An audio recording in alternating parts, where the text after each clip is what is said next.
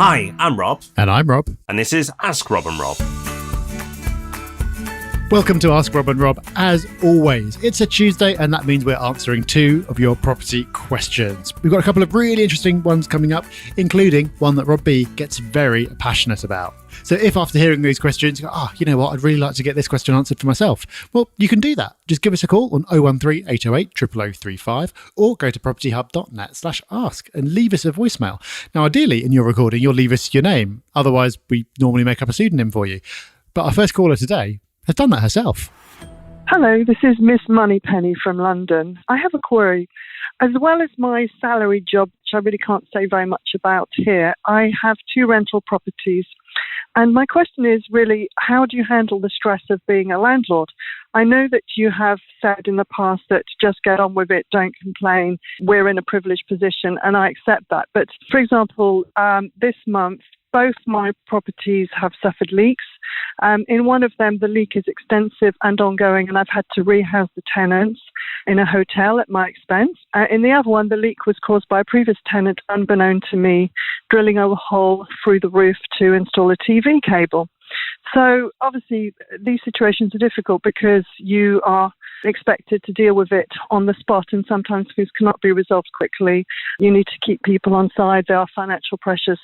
Basically, any tips from the Robs who, with their big, successful property portfolio, must surely sometimes experience stressful moments. Any tips on how to handle that would be very welcome. Thank you very much. Bye. Well, an international woman of mystery. I like it. Thank you, Miss Moneypenny, for your question. And it's a great one. How do you handle the stress of being a landlord? I think it's worth acknowledging that being a landlord does come with stress, and there's not a lot you can do about it. It's very, very fast moving. And I think that is a large part of what causes the stress. Because if someone's got a problem, even if it's a problem that in the grand scheme of things isn't the end of the world, so like it's a broken washing machine, it's still in that person's home. It's still causing them inconvenience, and it's going to get them annoyed because it disrupts their life. It's something that they're paying for that they think should be working. So it needs to be resolved quickly. Whereas if you're in the commercial property world or in a different area entirely, things are normally a little bit more relaxed in terms of time frame. So it does mean that if you are hands-on doing things yourself, then you need to sometimes drop everything and get something sorted. So what can you do about that? Well, the first thing is that you can distance yourself completely and get the property managed for you. We've spoken about this before on the show in the last couple of weeks, but if you do that, you will need to get a good agent and put your time into selecting an agent that you're very confident in. And you'll need to do that for 2 reasons. One is that if they're not a good agent, then they'll just kind of come to you with the problems and you'll have to solve them anyway, but via an intermediary, which is really annoying. And the other reason is it seems like you take your responsibilities seriously. In order for you to walk away and leave them in charge and not feel the need to get involved, you'll need to trust that they're doing things as well as you would. So you do have to put the time in to select a good agent, and you need to be aware that if you are handing everything off and even giving them rules like, if it costs under £200, just do it, don't bother me. You need to be aware that it's still legally ultimately your responsibility. So you're legally responsible, but you don't have to be actually day-to-day responsible and having issues disrupt your day. The other thing you can do is to distance yourself mentally. And it's difficult to sort of say, okay, well, here are the 3 concrete steps to distance yourself mentally, because it's something that just kind of happened for me over time. When I had my very first rental property, I did get very stressed out if something needed to be done. And I was doing it all myself, and I felt under real pressure to get things sorted. And it was stressful. But as my portfolio has grown, my stress has actually decreased. And that's partially about having properties managed, but it's also just about changing my mindset. And it might sound callous, but I think ultimately it comes down to seeing it as an investment, not losing sight about the fact that these are people's homes and therefore things need to be done properly, but handing off the day-to-day responsibilities to someone who you trust. So you know that the right thing is being done by the people who live there. But then beyond that, to you, it's just an investment. So you mentioned a leak, which is caused by a previous tenant. It's nothing personal. It needs to be dealt with. Someone else can deal with it. It's not a big deal. It doesn't have to take up headspace. And I think this is something that comes with time. Like I said, I used to get very stressed out by things, but in recent years, I've had police knocking down doors. I've had tenants leave without paying.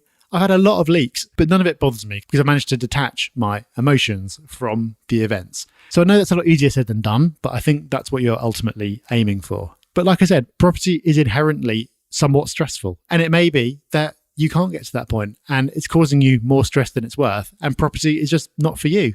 And if that's the case, that's absolutely fine. There are other things you can invest in. So try to make some changes, give it a bit of time, see how it goes. But it's worth being aware that property might just not be the right investment for you. And if that's the case, that's absolutely fine. Okay, let's move on to our next question now. This one's from John. Hi, Rob and Rob. My name's John. I'm a new property investor. My question is this. I'm just about to buy a new build development apartment in Liverpool, and the developer has agreed to waive the solicitor's fees just as long as we use their preferred solicitor. So my question is this. Would you think that would be a good idea, or could there be a conflict of interest there? Just to let you know, it's not the same solicitor that they're using for the process. It's their recommended solicitor, and they have multiple. The idea is that it increases speed on their end, but it's just whether you think that's a good idea or there should be still impartiality there. John, I'm so glad you've asked this question, because not only can I help you, but I'm going to be able to help a lot of other people listening. Do not use their solicitor.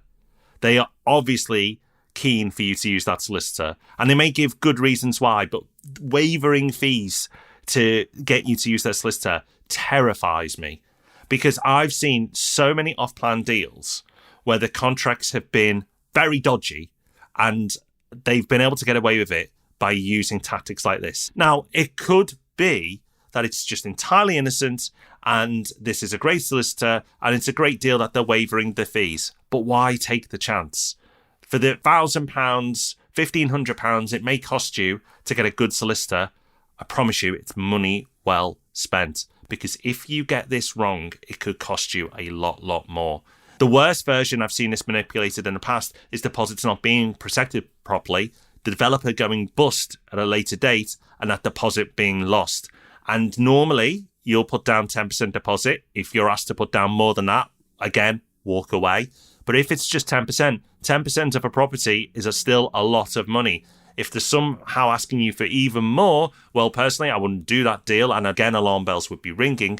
But if they are and you lose that, then, well, yeah, it becomes very, very serious at that point.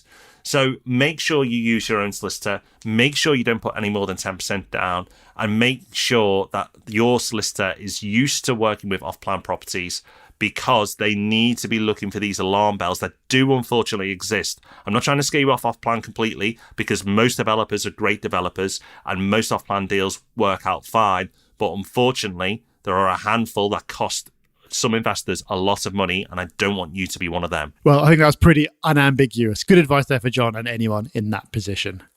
Thank you for listening. Hope you've got something out of today's episode. We'll be back with a property podcast on Thursday, so we look forward to seeing you then. Bye-bye. Bye-bye.